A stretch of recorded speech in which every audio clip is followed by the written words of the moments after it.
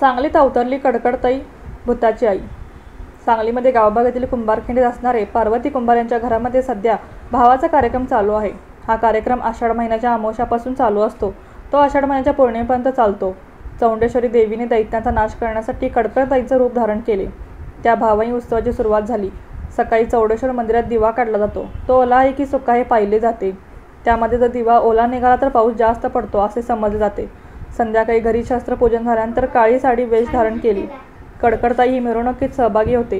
पारंपरिक पद्धतीने वाद्य वाजवून मिरवणुकीची सुरुवात जोगणी व जोगवा हे मिरवणुकीच्या मध्यभागी सहभागी असतात व पुढे कडकडताई त्यांच्या हातातील वाटीचे संरक्षण करण्यासाठी हातातील सुपाने मारत पळते व लहान मुले व तरुण तिच्या मागे किंवा पुढे जाऊन चिडवतात, यामुळे ती सुपाने मारते पळते। हा खेळ खेळत ती मिरवणूक वेशीपर्यंत जाते व त्या ठिकाणी जोगणी व जोगव्याचे लग्न लावले जाते व नंतर मिरवणूक घरी येते। ही पारंपरिक पद्धतीने कार्यक्रम होतो। ही परंपरा करण्यात कुंभार समाजाची नवी पिढी आहे असे मोहन कुंभार यांनी सांगितले। हा कार्यक्रम पाहण्यासाठी अनेक लहान मुले व तरुण हजारोंच्या संख्येने उपस्थित असतात।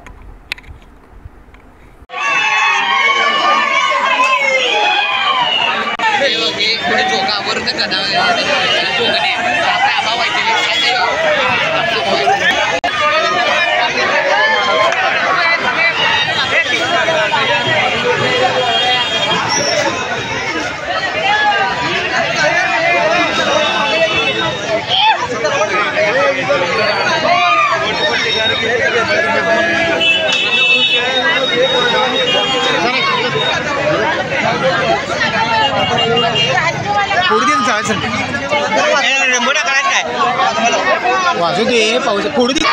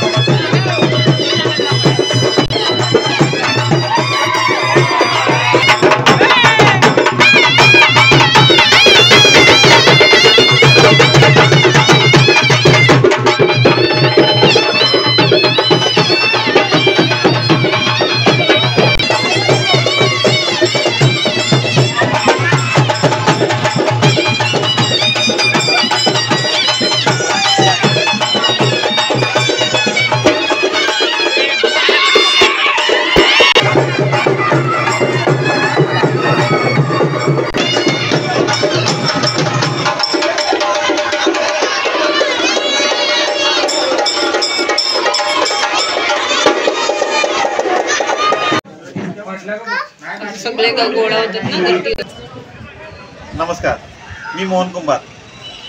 गावभाग सांगलीत आपल्या तडकडताई ही आपली बरेच वर्षाची परंपरा आहे। आमची ही नवी पिढी आहे।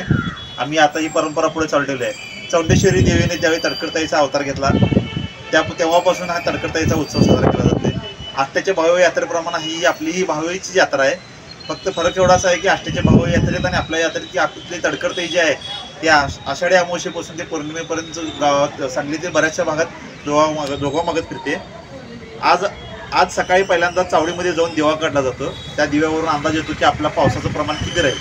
मग तसा पावसाचा अंदाज यावर्षी दिवा ओला निघाला आहे, त्यामुळे पावसाचं प्रमाण हा जास्तीत राहणार आहे। आता 3-3:30-4 वाजता आम्ही इथून बाहेर निघालो की चावडीमध्ये जाऊन दर्शन घेतलं जातं। त्यानंतर आम्ही जाऊन अमरधामच्या ठिकाणी वेताळ मंदिरामध्ये जोग्याजोगीचं लग्न लावलं जातं। त्यानंतर पुढे आल्यानंतर सावंतांच्या वाडा आहे, त्या वाड्यामध्ये ती मंदिर आहे, त्या मंदिराच्या ठिकाणी तिथे एक जोग्याजोगी लग्न लावलं जातं। तिथून आल्यानंतर आम्ही दिवस बुडण्याच्या अगोदर आम्ही घरी येतो। घरी आल्यानंतर उद्या अमावस्ये दिवशी सुट्टी राहते। अमावस्ये दिवशी सुट्टी झाल्यानंतर परवा दिवशी दुपारी 4 वाजता घरातून बाहेर पडलं जातं. चवडीच्या ठिकाणी चोरउडी म्हणून कार्यक्रम, छोटासा कार्यक्रम असतो. चोरउडीचा कार्यक्रम झाल्यानंतर सर्वप्रथम मान हा खाडीलकर गल्लीचा आहे. खाडीलकर गल्लीमध्ये जोगवा मागितला जातो.